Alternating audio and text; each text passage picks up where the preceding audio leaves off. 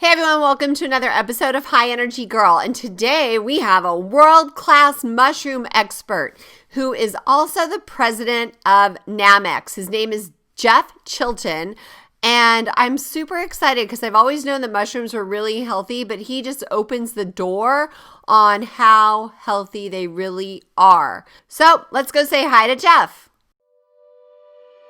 Hey everyone, welcome to High Energy Girl, a podcast helping women to age stronger because it is never too late to get fit, be strong, and feel sexy.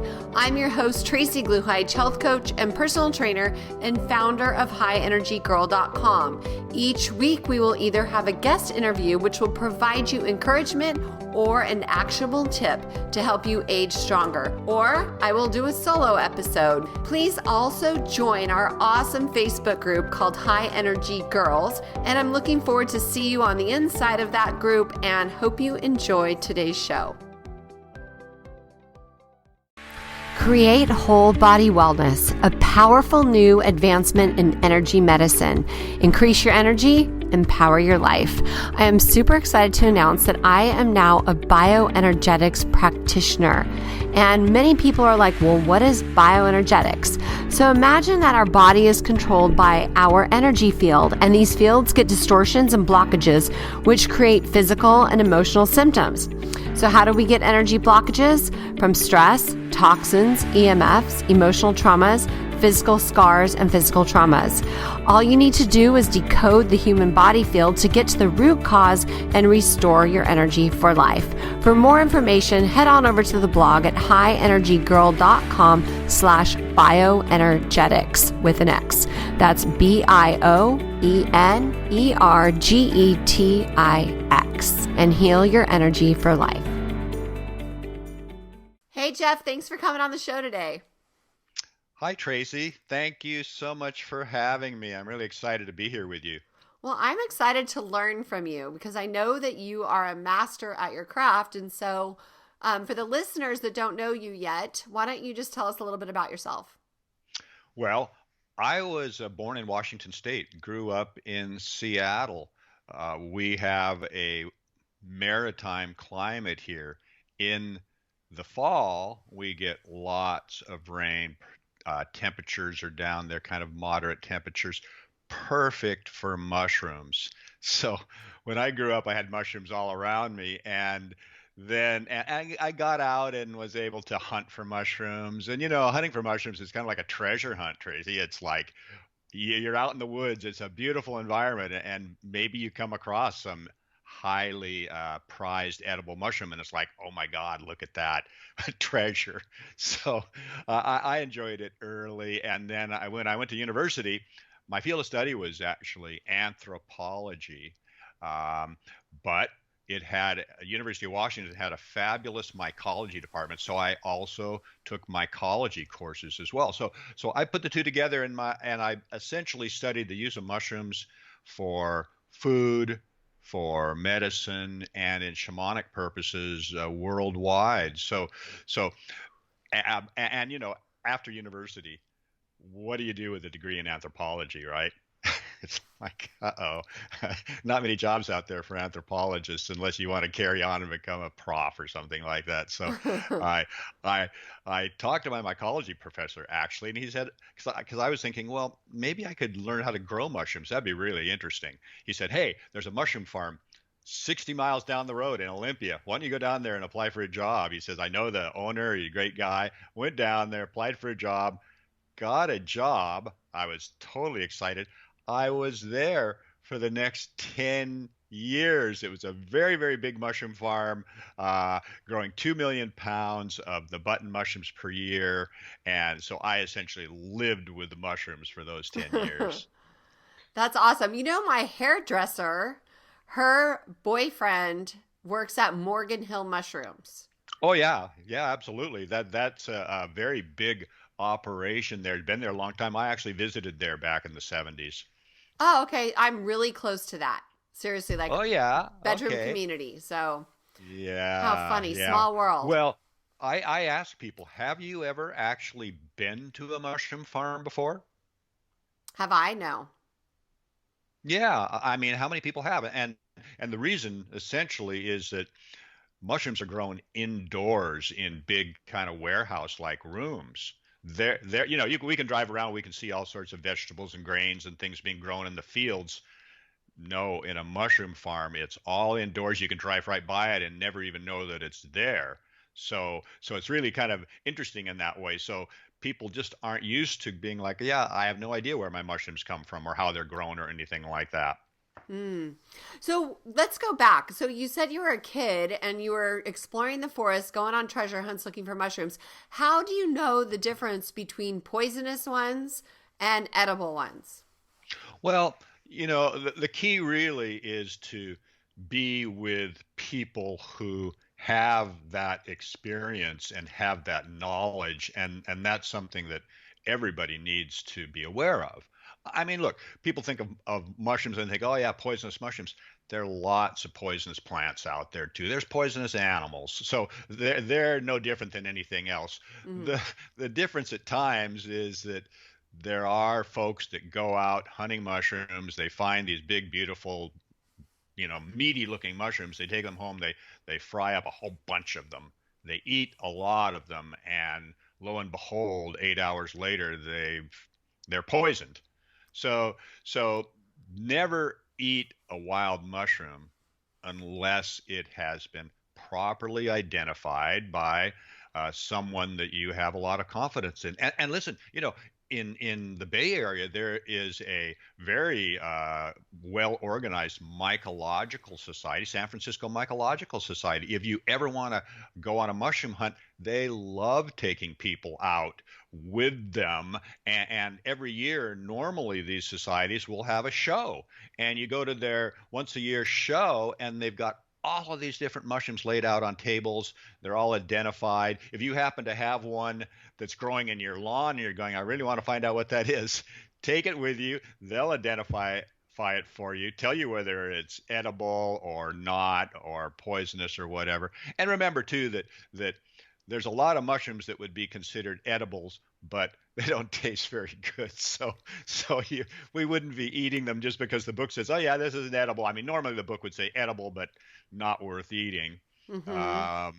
So there's definitely poisonous species too, but those can be avoided. Again, the key is just don't pick some mushroom with your friends and then eat it thinking, oh wow, isn't it? And sometimes those poisonous mushrooms taste very good. Ooh. Well, Morgan Hill has the mushroom Mardi Gras. Have you heard of that? Oh, I haven't. How cool. Yeah, every Memorial Day weekend, other than this year. This is the first year that I know of that they didn't have it. But they have this big thing called Mushroom Mardi Gras. So that's kind of cool in May. Yeah, no, it is cool. And actually, there are mushroom festivals around the country. Every year, there's one in Telluride, Colorado, that's kind of a famous one. It's been going on for like 40 years now. And then they have the smaller festivals that are in different places, and it's all a lot of fun, right? And to have these different events going on in all the different communities around. So you said a couple other things that I'm curious about. So of course, we buy like cremini mushrooms or portobello mushrooms or the button mushrooms, just like at the regular store. But what types of mushrooms have the medicinal characteristics that you spoke about? Well, that's kind of interesting because we do have a number of edible mushrooms that are in the supermarket that are in fact medicinal. And let me just start out by explaining a little bit about this organism that we call a mushroom, this fungus. How do you actually grow a mushroom? They don't have seeds. So what do we Oh. do? Mushrooms don't have seeds. They actually produce spores. Now, what happens is those spores out on the wind currents, they fall on the ground, they fall on wood. When those spores germinate, they germinate into a very fine filament that we call a hypha. When multiple spores fuse together, when those hyphal filaments fuse together, they form a network, and that network is called mycelium. That is the actual body of this thing. Think of mycelium as like the root system or the tree that then ultimately produces the fruit. So this mycelium, we don't normally see it because it's usually underground or it's embedded in the wood. And with fungi, they are very susceptible to drying.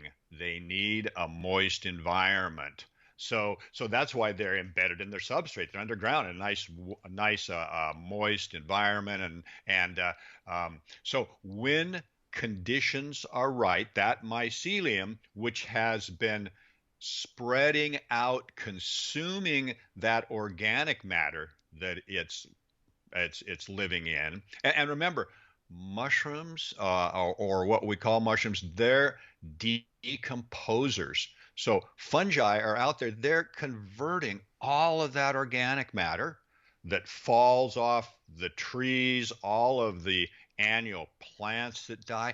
They're converting all of that back into humus. Without the fungi that are out there in all the ground and the wood and so on, we would be neck deep in organic matter.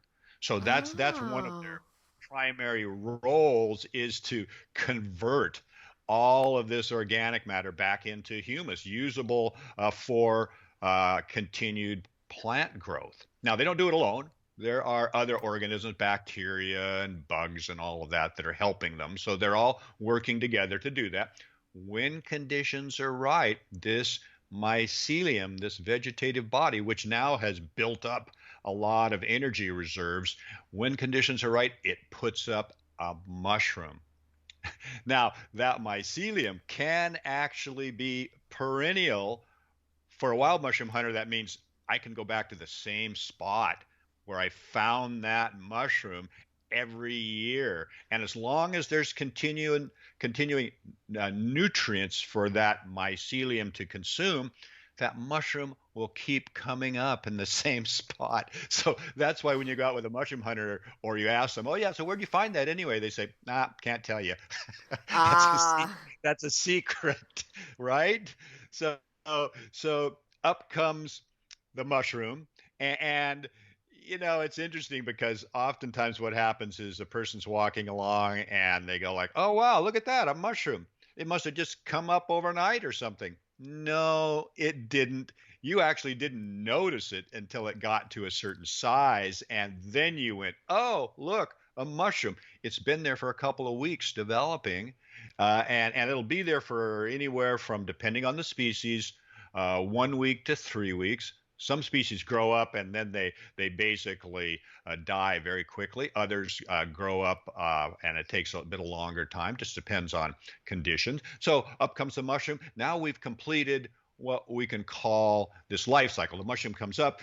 It's got gills underneath. Out come the spores. So 3 plant parts: spore, mycelium, and mushroom. And that's really important as we move along and talk about, let's say, supplements, for example. When you buy a supplement, it's like, okay, what am I getting here? Am I getting, let's say you want to buy ginseng. Am I getting the root? Am I getting the leaves, the fruit, the flowers? Ah. Which part of that herb do you have in that little bottle? Is it the correct one? Because the different plant parts will have different amounts of the active compounds that we're looking for. So that is really important. So with the mushroom, again, 3 plant parts, and what we normally would look at as in the case of supplements is the mushroom. The mushroom is where the majority of the medicinal compounds are. Some products are put out there by mycelium, and we can talk about that later. But just in terms of the mushroom itself, that is the life cycle of this organism. We call it a mushroom, but there are these other parts to it that we really are unaware of because we're walking along. We don't even know that the Yeah. mycelium is down there until up comes a mushroom. And then we're like, where did that come from? Mm-hmm. And why would somebody take a supplement instead of just eating the mushrooms?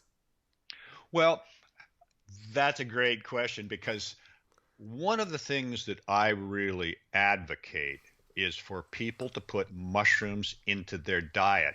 When I went to work on the mushroom farm in 1973, classical nutritionists basically said, "Oh yeah, mushrooms. They taste good.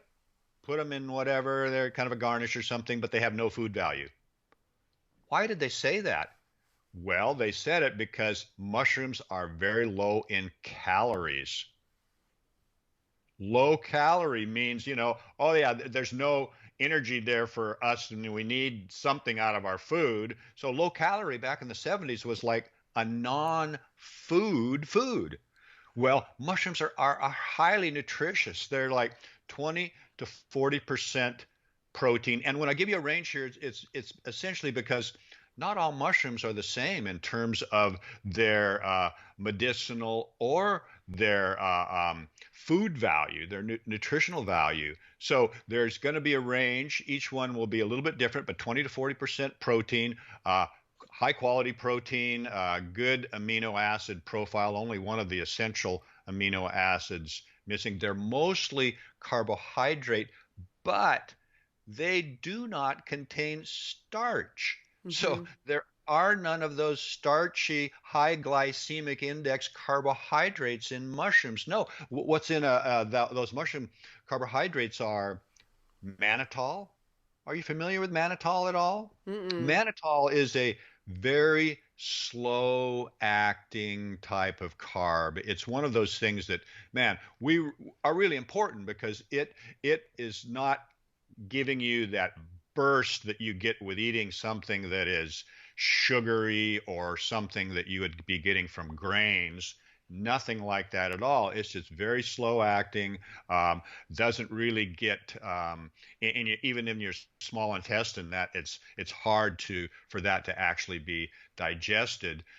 Mushrooms are very high in fiber, so they can be 50% fiber, which is feeding our microbiome. Mm-hmm. Mm-hmm. Um, what mushrooms are also high in potassium, phosphorus, high in B vitamins, B1, 2, and 3. In fact, we can get up to 25% of our B3 from eating 100 grams fresh weight of mushrooms.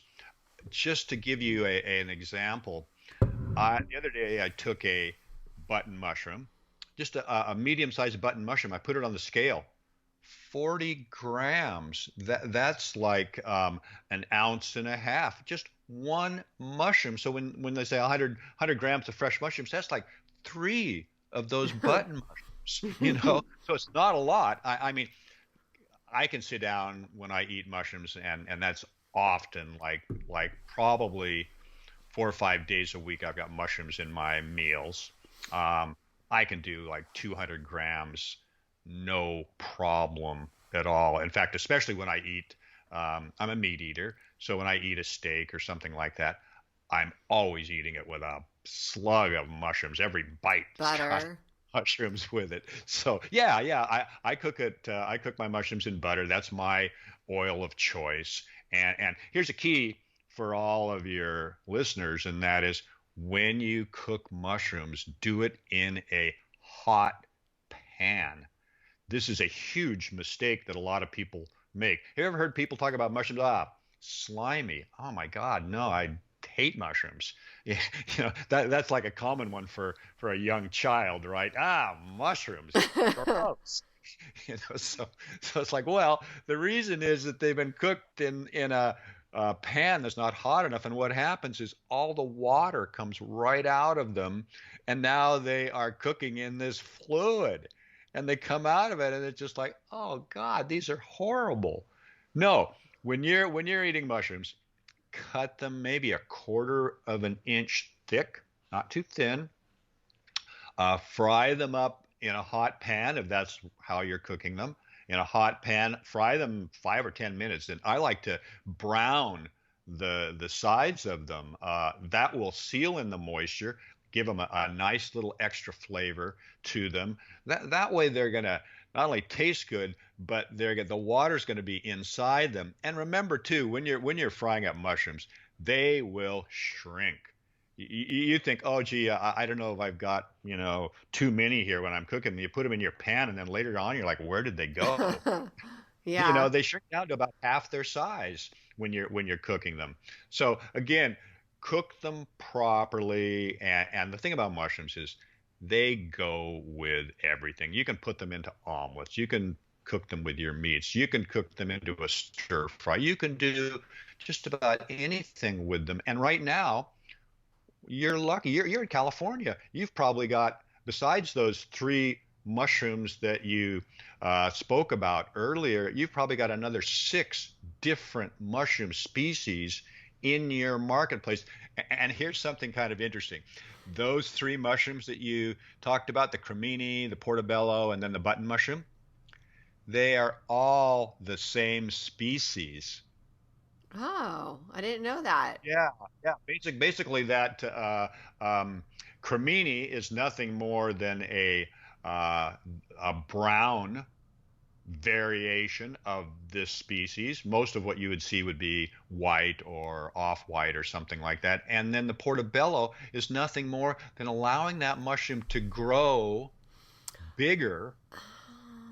So it's just a bigger variation, and it's brown, so it's just a bigger Cremini. portobello. And the reason why they harvest them as a button is because if you allow those mushrooms to grow up and mature, they start producing spores. And now you're going to be in that mushroom harvesting room with a mask on to prevent you from breathing all of those spores. So they harvest them at an immature stage, and that also gives them a much better shelf life. Mm, okay. And look, so you've got on your shelves, probably in the supermarkets, you've probably got shiitake, probably maitake. You probably have one called pom pom, which is a what we call a lion's mane, um, and a couple of others. So you're really lucky in the Bay Area. There's a farm that's up in Santa Rosa that produces all of those and has been supplying the Bay Area for 20 years. Mm, okay. I think I'll have to go to Whole Foods to find some of those because at my local grocery store, small town, but maybe up in San Jose at Whole Foods, they would have the others. Oh, absolutely they would. Yeah, and I would be surprised that your market doesn't at least have shiitake mushroom. Those are Have the you ever little eaten? skinny ones, right? Like Japanese, little white, skinny, tall. No, but you know what? That is one of my favorite species. That one is actually called Enoki Taki. And you look at the package and it's like um, vacuum packed.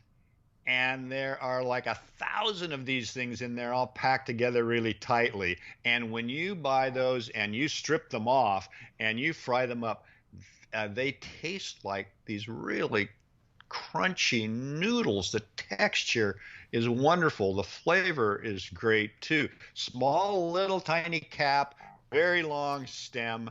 Yeah, fabulous. Okay. Well, my son is coming home from New York tomorrow and he loves to cook. And so we always stop in Berkeley on the way home from San Francisco Airport. And the Berkeley Bowl has like the most amazing groceries. So I am going to have to have us get a variety. So, okay, I have like lots of questions for you. So tell me, what is it that you do now with mushrooms? Are you a grower? What is your passion, Jeff? Well, in after I left the mushroom farm back in the early 80s, um, in 1989, I realized that I didn't want to be in the business of growing fresh mushrooms because a mushroom farm, I mean, Tracy, a mushroom farm never sleeps. I mean that it never sleeps. They are harvesting mushrooms every single day of the year. Christmas, New Year's doesn't matter because on a bigger farm, they have a cropping cycle, so they have multiple crops going on in different stages, and those crops, they have to be harvested, or else the mushroom will mature too much and it will become what's considered a second. And do you know, every single mushroom you've ever eaten is picked by hand. Oh. They have literally, like that Morgan Hill farm, they have an army, a small army of harvesters. I mean, they probably have over 1,000 people there that just harvest the mushrooms that go in there. And again, these crops are coming off all the time. And when you're a farm of massive size like that, I mean, and really any mushroom farm, literally you have to be there when it's time to harvest, and the harvesting will never stop. Yeah, so that would be a lot of time. No freedom. So then what did you do? You left there after 10 years, and then what?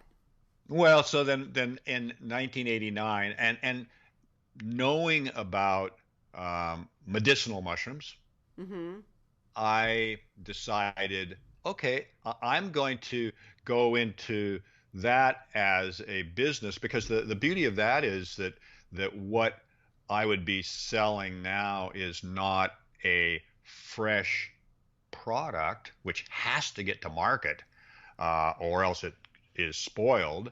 I would be selling something that is a powder that can sit on the shelf until I sell it. What better thing could there be? Not only that, I was actually quite excited about the whole idea, because having studied medicinal benefits of mushrooms, I thought, wow, this is just fantastic. Is that I can introduce these to the herbal market, and so I started my company Namex in 1989, and at that time there were no companies selling medicinal mushrooms. You had all these companies that were selling complete lines of herbal products, but nobody was selling mushrooms as a supplement. Why? Because basically in the West, most botanists knew green plants and they understand Mm. green plants, but very few of them were mycologists or really understood that mushrooms were also being used in traditional Chinese medicine as a medicinal plant. And so that's where we have this tremendous body of information about the use of mushrooms in indigenous medicine, in this case traditional Chinese medicine, which is very organized, and they've been Mm-hmm. using it, using mushrooms for a couple thousand years in their practice. So that was something. And what was really great is in 1989, I made my very first trip to China, and I went to an international mushroom conference Of course. that was sponsored by a group that I was part of called the International Society for Mushroom Science. They were holding their conference that year because they move it around every 3 years. They're holding it in China. I went, and then for the next 10 years, I was back and forth to China, visiting farms, visiting research institutes, going to conferences, visiting processors. Um, do you know that China produces 85% of the world's mushrooms? No, I didn't know that. 85%. And they started growing mushrooms back in the 12th century. So I'm dying to know because I know a couple people who are acupuncture, so they studied TCM. So what medicinal purposes do they use mushrooms for the therapeutic purposes? Well, mushrooms in their cell wall have a compound called a beta glucan. Have you ever heard of beta Yeah. glucans? Mm-hmm. Okay.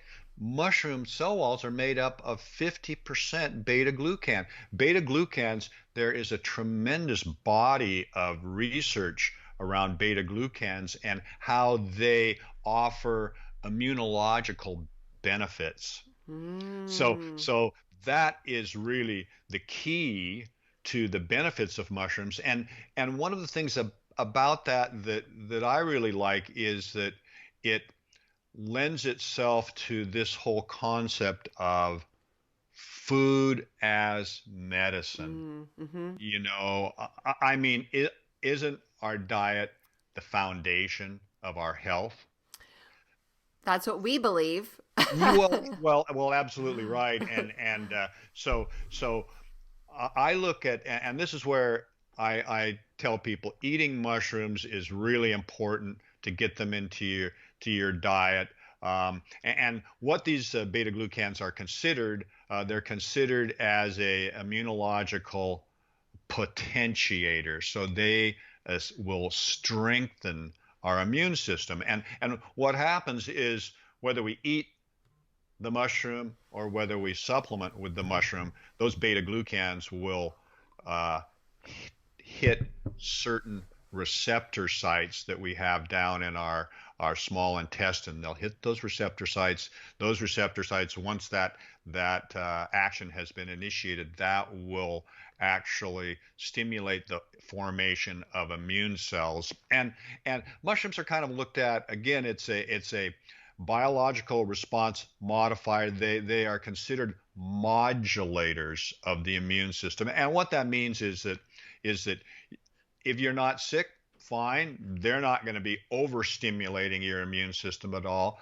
But if you are threatened by or struggling with some sort of, let's say maybe it is a cold or even the flu or some other type of illness, that mushroom being there will kick your immune system up a notch and help you cope with that illness. So that is the primary benefit that you get from mushrooms. And what I've learned and what we do is that there are, I mean, I've got a book that talks about 270 different mushrooms with benefits, healthful benefits, not just from dietary benefits, but medicinal benefits. 270. Oh, Well, where wow. where do you start? Well, okay. So what I do is first of all I look at traditional Chinese medicine. Okay, what are the main mushrooms that you're using?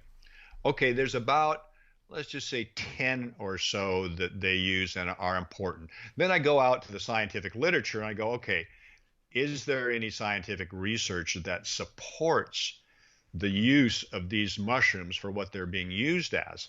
I put the two together and then I go, "Oh, okay, great.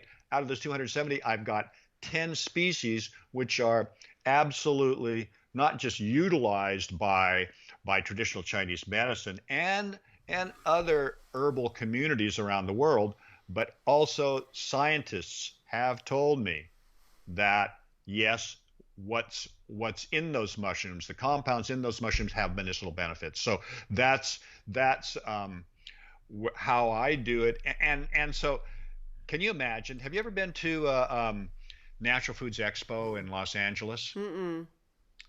It is a huge gathering of where foods and supplements and all sorts of natural products are on display. It's a large trade show. Oh, yeah, I've heard I of that. Yeah, well, I started there in 1990. I got a booth and trying to convince companies that hey, you've got this line of herbal products, you should have mushrooms in that product line. It was a hard sell in the sense that like really mushrooms? Tell me more, but nobody is asking me for those products. Why should I put out a product? Kind of a chicken and egg kind of deal. Well, Yeah. there's no demand, so anyway, in the 90s, I literally had to um, write books, write articles. So it took a full 5 to 10 years during the 1990s to actually convince companies as well as herbalists, naturopaths, anybody that were in the healing traditions that in fact mushrooms were a very important part of any healing program, and that they could bring you some very uh, strong benefits. So that's a lot of what I did in the 90s in terms of actually building my business, and I still love to get out and educate people about mushrooms, because you know what, I look at mushrooms and I say they are the missing dietary link. They are the forgotten food. And there are studies that they've done in Asia that where they take very large groups, and they give them basically a questionnaire and all. And what they've demonstrated is people that eat mushrooms, that have mushrooms in their diet, actually live longer than people that don't. In fact, there's one of our primary medicinal mushrooms is called the mushroom of immortality. Wow. Wouldn't that be nice? So help me understand. So your company makes a powder that you use to top food with, or is it just like a pill that you pop? What's your company make? Well, what my company makes are actually mushroom extracts, because Oh. it's one thing to eat mushrooms as a food, which I totally recommend. But if you want to take it a step further, and remember, mushrooms are very high in fiber. We don't necessarily digest them well. So maybe you'd like to supplement. So we sell bulk powders, but what we do is we will extract those and we will concentrate those. So think about it as okay, like with most supplements, if you were just to take two capsules, 500 milligrams of powder in each capsule, I mean, that would be no more than, let's just say, 10 grams of a fresh herb or mushroom, which is not very much. So really, that's why a lot of herbs, and what we do with our mushroom products too, is we will concentrate it. So we've got, let's, for example, say a 10-to-1 extract. That means 10 pounds of mushrooms are concentrated into 1 pound of extract powder. And so yeah, and when I give you that 10-to-1, it's 10 pounds of dried mushrooms Mm. going into 1 pound of dried powder. If you ever hear anybody Wow. say, if you ever hear anybody say, "Oh yeah, our extract is 100-to-1," well, that's not how it works, because it's the ratio is supposed to be dry to dry, not so. If you're people who say, "Oh yeah, we've got 100-to-1 extract," they're kind of trying to weasel around a little bit and use a fresh uh, a figure to say, "Oh, see how much stronger ours is." It's actually not. It's actually only a 10-to-1. But they claim, I just saw this the other day, some company was claiming they had a 250-to-1 extract. And I'm like, wait a minute. And then I got down to the fine print, and sure enough, it was fresh, whatever it was, to Ah, dry. And that's just a common trick that a lot of times yeah. companies use. But so we sell the bulk powder to other companies that then will put out our powders under their labels. And we also Oh. have a division where we will sell the supplement powders themselves, either in capsules or in packages of bulk powder. And that's sort of the other side of what we do. We have our wholesale business to business side, and then we have the retail where and our retail sales are not to stores, they are over the internet, and we don't put our products into stores. If we did, we'd be competing with our own customers, and we don't want to do that. So we Yeah. just sell them on the internet. So that's basically what we are producing, and that's what we are selling. And here's a tip for all of your listeners, because this is really important if they are interested in a supplement. Uh, Mushrooms, I told you, mushrooms are picked by hand, right? Mushrooms, if you grew them in the United States, you can take them to the market. You see all the Agaricus out there, the button mushrooms and the portobellos and all the rest. You can make a living. You can have a good business selling fresh mushrooms, but supplements are dried powders. So those mushrooms, which like most vegetables are 90% water. So if you take and let's say I get $5 for my pound of fresh mushrooms, I dry those out. I have to get $50 for that same pound now. Now that the water's Mm. out of them, they're dried. I don't know if you've ever seen this or looked in your markets. I think I'll buy some dried mushroom because I want to put some in water. And you go and you look at the little packages of dried mushrooms, and you're like, oh my God, 15 grams, and they want $3 for this little package. It's kind of like, no. Well, that Well, makes sense, though. that is it does, but the fact is that $3, that little package of dried, and my point is that there are companies in the United States that because mushrooms are so expensive to produce, they do not grow mushrooms and sell them as supplements. They grow that mycelium stage on grain, Mm.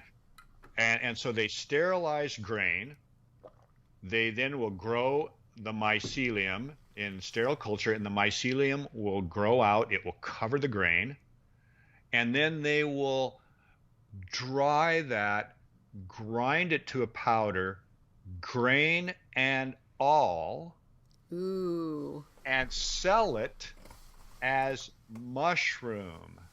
So Mm. if you see any mushroom supplement product in the Whole Foods or wherever, if it says on the back of it says mycelium, and sometimes look in the other ingredients, and if it says myceliated brown rice or myceliated oats or something like that, that is what you're buying, and those products are mostly grain starch, but the front label says shiitake mushroom with a picture of a mushroom on it. Gosh. And and I don't know about you, but it's like, man, if you don't eat grains, and look, we do a show sometimes called Paleo FX. Yeah, I've heard of that. Yeah, and there we are, and people come up and say, "Oh man, mushrooms! I love mushrooms. I'm taking this great supplement." And first thing I ask them is, "Oh yeah, that's fantastic. So, what brand?" They tell me the brand, and then I say to them, "I hate to tell you that, but most of what you are consuming is grain powder." And they're like, shocked. And Tracy, 50% of the mushroom supplements that are in the marketplace are these grainy, starchy mycelium products. Are you familiar with the food called tempeh? Yeah. They produce what these products are basically the same as tempeh, because tempeh is a fungus, the mycelium grown out on cooked soybeans. So when you look at a block of Oh. tempeh, it's all white with this white growth all over those soybeans. That is mycelium. Oh. That is actually mycelium. So that is a food product that they produce mostly out in Indonesia and so on, but it's in the stores. That's what these companies are producing, and they're selling it to unwitting consumers. They're selling it as mushroom. Wow. Interesting. Isn't that Gosh. isn't that incredible? I'm so not surprised though. When COVID first hit, I remember seeing a box of Lucky Charms. Somebody posted it online and it said immune boosting. And I'm like, holy cow. Or, I advocated ketogenic lifestyle, a healthy ketogenic lifestyle, which I think is different than what most people are used to. Um, and I see keto products, people like clients will send me, oh, is this okay? And I look at it and it's like the second ingredient, sugar. No, it's not. You know, we want whole foods. So, Absolutely. yeah, that is crazy. I'm not Well, surprised. I've even seen, this is how bad it gets.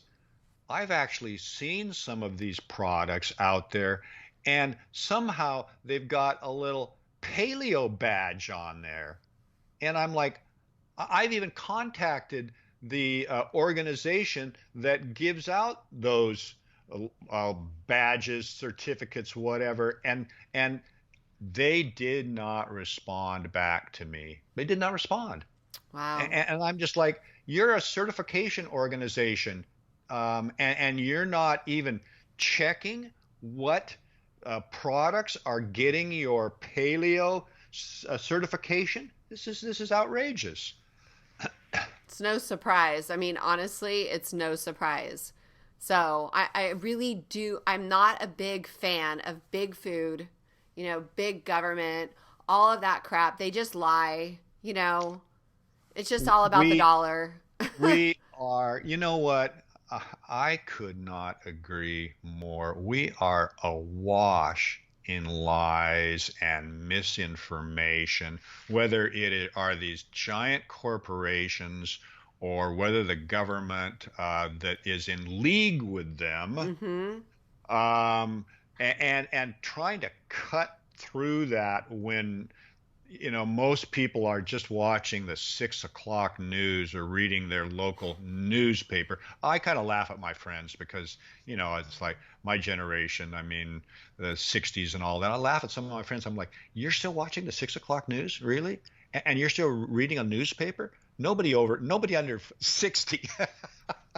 Unless it's a local newspaper, then I'm like, okay, if it's your local small town newspaper, that's probably going to be fairly, Benign. Yeah. yeah, and the news is probably reasonably correct, but you get to the rest, and I'm just like, there are so many other sources, and if you're going to be in that lane of just, sucking in the sort of the mainstream media type of stuff, well, do yourself a favor, at least get some other sources where you can at least compare and have different opinions on what's going on, because it's not easy today. And if you're willing to just sit back and turn on your TV, well, I'm sorry, you're not really getting the real Yeah. news.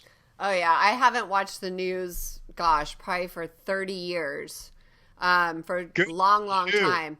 Well, it's like Yes. I'm just not into it. I started studying nutrition a long time ago, and I've seen what, the only winners are the big drug companies, the big food lobbyists, the big, the government subsidizes the corn, wheat, and soy, and I'm just Yes. not into all that crap. Wow. Our country is sick and unhealthy and overweight, and they're putting band-aids on symptoms instead of looking at the root cause, and it just pisses me off. Oh man, I so totally agree with you. I mean, I really do. And it is so unfortunate, but like you said earlier, the business of the United States is business, Hmm. and people do not care that their product is harmful.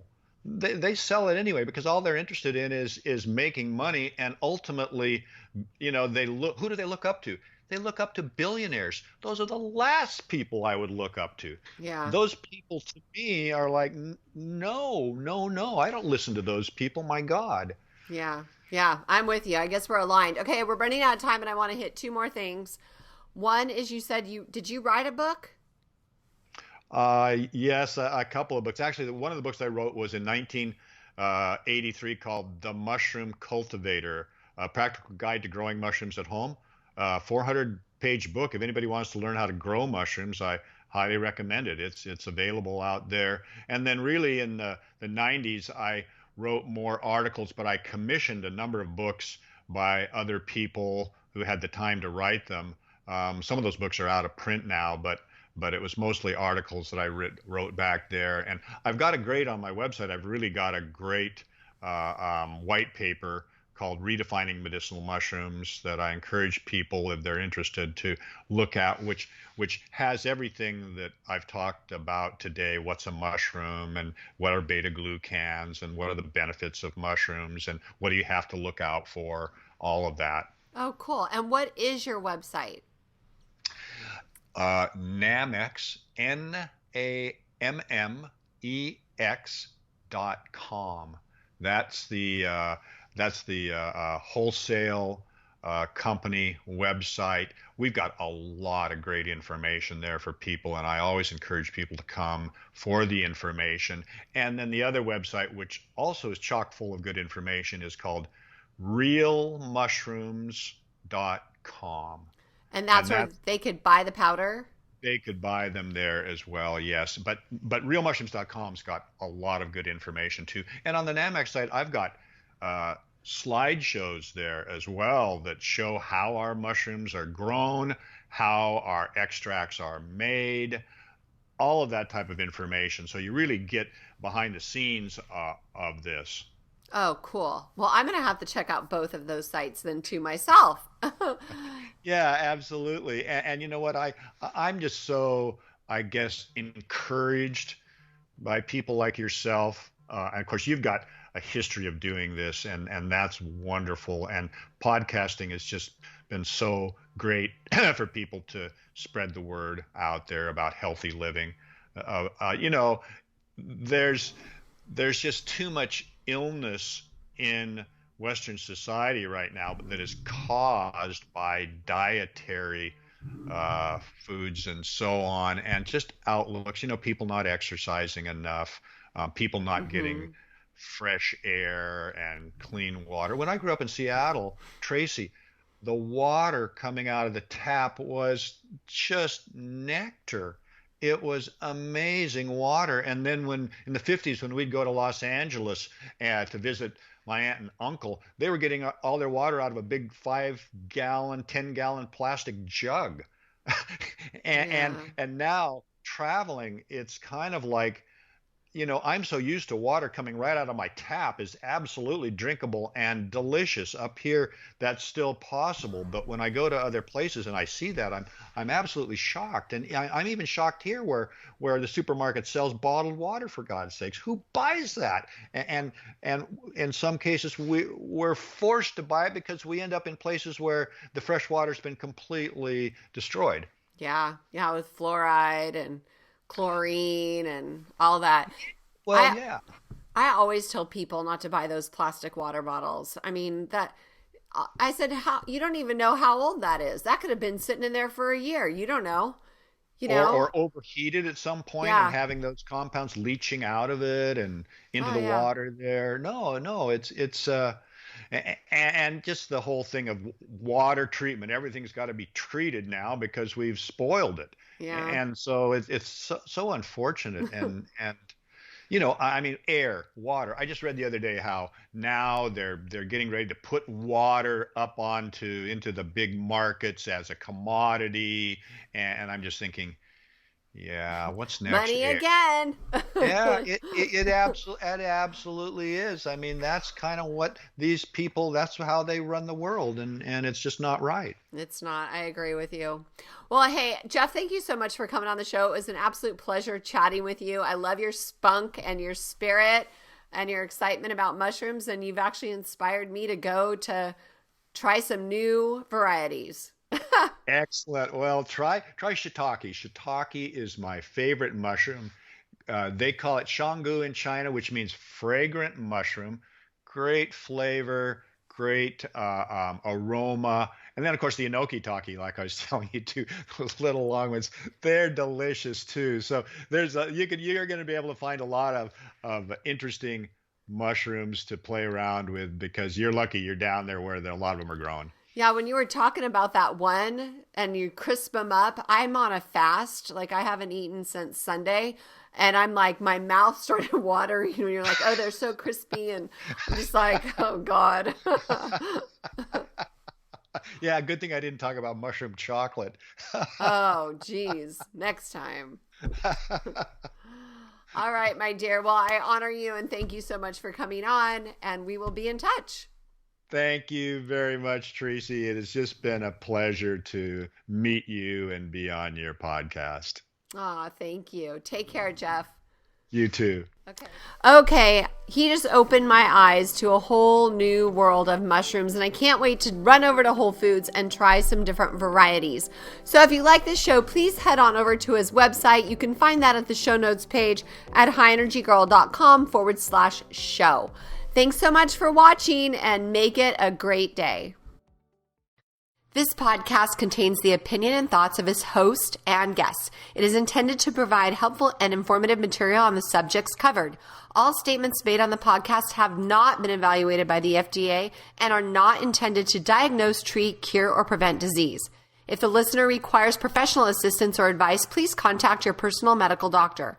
Both host and guest specifically disclaim any responsibility for any liability, loss, or risk, personal or otherwise, which is incurred as a consequence directly or indirectly of the use and application of any of the contents of these episodes.